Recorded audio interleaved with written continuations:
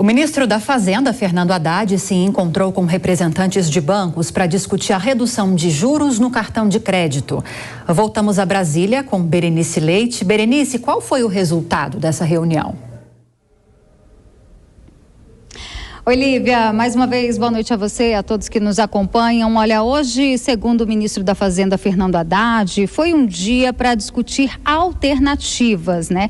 Principalmente com relação ao crédito rotativo, que é aquele crédito pré-aprovado no cartão e que permite também fazer saques na modalidade de crédito, né? Segundo o ministro Fernando Haddad, esse é um dos principais motivos que tem colocado o brasileiro no Serasa, né, na lista negra, no caso de consumidores que acabam perdendo a credibilidade e o poder de compra em virtude de estarem com o nome sujo. Como eu disse, foi um dia para discutir alternativas. O crédito rotativo é uma das modalidades. A intenção do governo, inclusive, é apresentar um pacote no total de 14 medidas. E nessa reunião de hoje, com os representantes de bancos, inclusive o presidente da Febraban, eles pediram ao ministro da Fazenda que inclua também aí num cronograma, né, um estudo que eles devem fazer em torno aí, primeiro para entender o porquê que as pessoas ficam tão endividadas, como é que funciona de fato essa modalidade de crédito, quem são os interlocutores, no caso,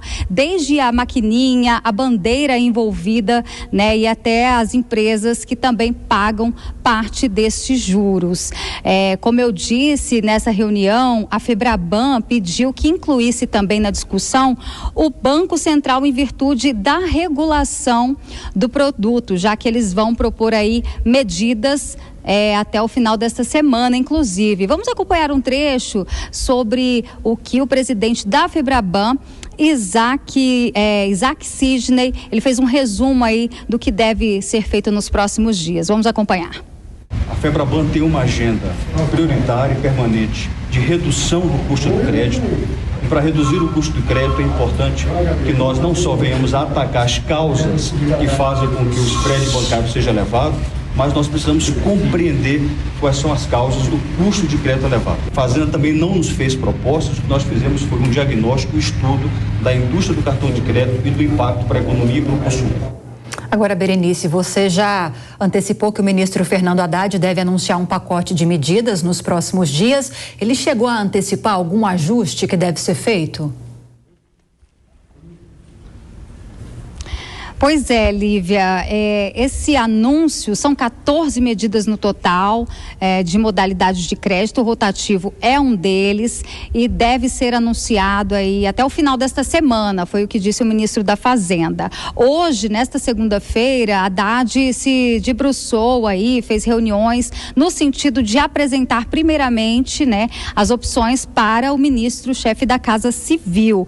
E na sequência, né, eles devem estar buscando aí alternativas para tentar equilibrar a taxa de crédito, né? O atual desenho do rotativo, segundo o ministro, está prejudicando a população de baixa renda e boa parte do pessoal, como eu disse, está aí com o nome no Serasa, inviabilizando inclusive o poder de compra do brasileiro. O objetivo, segundo Fernando Haddad, é buscar alternativas e, assim como eles conseguiram baixar a taxa de juros do crédito consignado, assim também o ministro da Fazenda pretende melhorar as condições da taxa de juros das várias modalidades de crédito aqui no país. A gente vai seguir acompanhando e assim que esse pacote for apresentado, a gente atualiza aqui as informações ao longo dos nossos telejornais.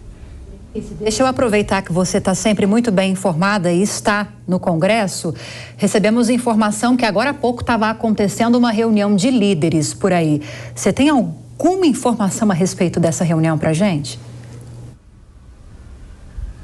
Temos sim, Lívia, temos várias, inclusive. Olha, houve uma reunião com os líderes tanto da Câmara quanto do Senado, né? Nessa reunião, o presidente do Senado não participou, Rodrigo Pacheco, nem mesmo Arthur Lira, que está ainda em São Paulo. Bom, o que foi confirmado é que amanhã, ao meio-dia, haverá a sessão do Congresso. Hoje, essa reunião foi basicamente para definir quais são os vetos que serão votados, né, no dia de amanhã, que é uma prioridade desta sessão. E, além disso, tem também a leitura do requerimento, na verdade, da CPMI para investigar os atos no dia 8 de janeiro. Conversei agora há pouco com alguns parlamentares, líderes da base governista.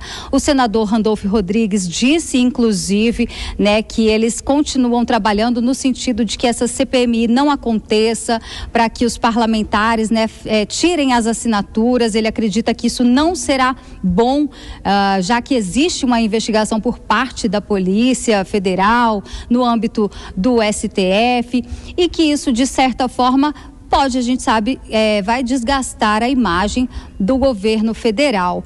E o que eles colocaram como condição? Que existe um projeto de lei, que é uma solução proposta pelo governo federal para poder regularizar a questão do piso salarial da enfermagem. É algo que vem sendo muito aguardado, e o governo propôs aí, está na construção de um texto para poder, então, aprovar esse PLN, como é chamado, e aí, de fato, o piso da enfermagem começar a valer. Só que Randolfo disse que esse texto não está pronto, e que daqui uma semana seria um prazo ideal para o texto do PLN da enfermagem ficar pronto. Então, amanhã, ao meio-dia, eles vão pedir, em cima da hora ali, para o senador, para o presidente da casa, Rodrigo Pacheco, para que ele adie a reunião, a sessão do Congresso, só para a semana que vem.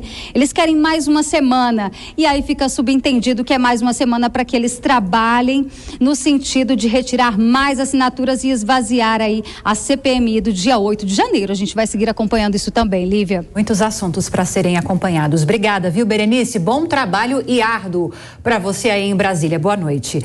Mais um giro de opinião com os nossos comentaristas. Nelson Kobayashi, sobre essa reunião de líderes que a gente teve essas informações de última hora aí com a Berenice. Será, levando-se em consideração o contexto atual político e a configuração no Congresso, que o governo vai ter força para frear essas pautas desfavoráveis, como essa CPMI dos atos de 8 de janeiro em Brasília, e fazer as pautas favoráveis, como o novo arcabouço fiscal, reforma tributária, avançarem?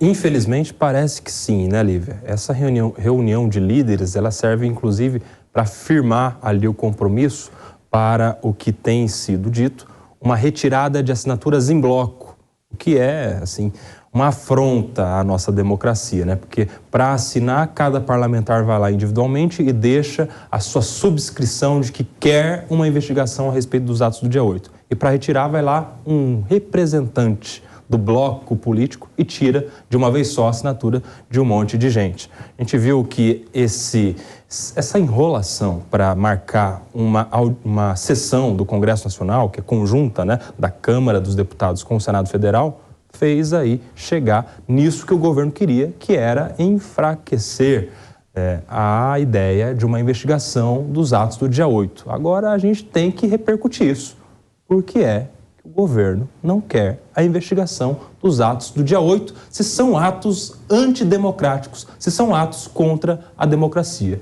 Quem preza pela democracia deveria querer uma investigação como essa. Pois é, para fechar rapidamente, Mota, qual é o receio do governo em querer que a CPMI não seja realizada? Qual seria o problema? Há algo a ser escondido? O meu palpite, Daniel, é que provavelmente a narrativa oficial não corresponde exatamente ao que aconteceu no dia 8 de janeiro, né? Isso é só um palpite, mas esse meu palpite tem a ver também com uma grande coincidência, porque um fenômeno quase que exatamente igual aconteceu um ano antes nos Estados Unidos, no dia 6 de janeiro, e lá a controvérsia também é muito grande. Então, é só um palpite, mas a atitude do governo ajuda a dar força a esse palpite.